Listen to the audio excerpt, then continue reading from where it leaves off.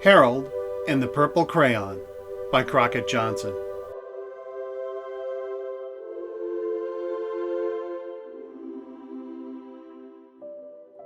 One evening, after thinking it over for some time, Harold decided to go for a walk in the moonlight.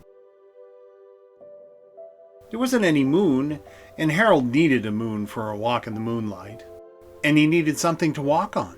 He made a long, straight path so he wouldn't get lost, and he set off on his walk, taking his big purple crayon with him. But he didn't seem to be getting anywhere on the long, straight path. So he left the path for a shortcut across a field, and the moon went with him. The shortcut led right to where Harold thought a forest ought to be. He didn't want to get lost in the woods, so he made a very small forest with just one tree in it. Turned out to be an apple tree. The apples would be very tasty, Harold thought, when they got red. So he put a frightening dragon under the tree to guard the apples. It was a terribly frightening dragon. It even frightened Harold. He backed away. His hand holding the purple crayon shook. Suddenly he realized what was happening. But by then, Harold was over his head in an ocean. He came up thinking fast, and in no time he was climbing aboard a trim little boat. He quickly set sail, and the moon sailed along with him. After he had sailed long enough, Harold made land without much trouble. He stepped ashore on the beach, wondering where he was. The sandy beach reminded Harold of picnics, and the thought of picnics made him hungry. So he laid out a nice, simple picnic lunch. There was nothing but pie, but there were all 9 kinds of pie that Harold liked best. When Harold finished his picnic, there was quite a lot left. He hated to see so much delicious pie go to waste. So Harold left a very hungry moose and a deserving porcupine to finish it up. And off he went, looking for a hill to climb to see where he was. Harold knew that the higher up he went, the farther he could see, so he decided to make the hill into a mountain. If he went high enough, he thought, he could see the window of his bedroom. He was tired, and he felt he ought to be getting to bed.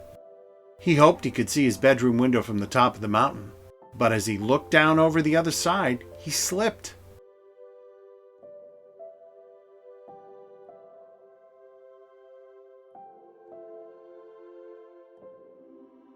But luckily, he kept his wits and his purple crayon. He made a balloon, and he grabbed onto it. And he made a basket under the balloon big enough to stand in. He had a fine view from the balloon, but he couldn't see his window, couldn't even see a house. So he made a house with windows, and he landed the balloon on the grass in the front yard. None of the windows was his window, so he tried to think of where his window ought to be. He made some more windows. He made a big building full of windows. He made lots of buildings full of windows. He made a whole city full of windows. But none of the windows was his window. He couldn't think of where it might be.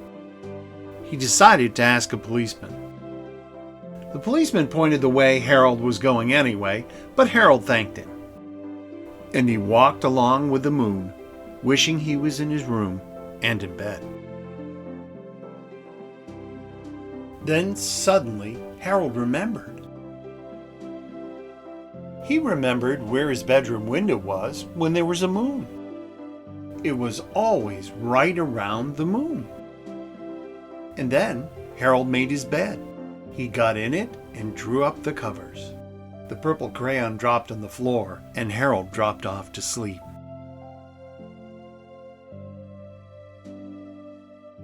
Good night.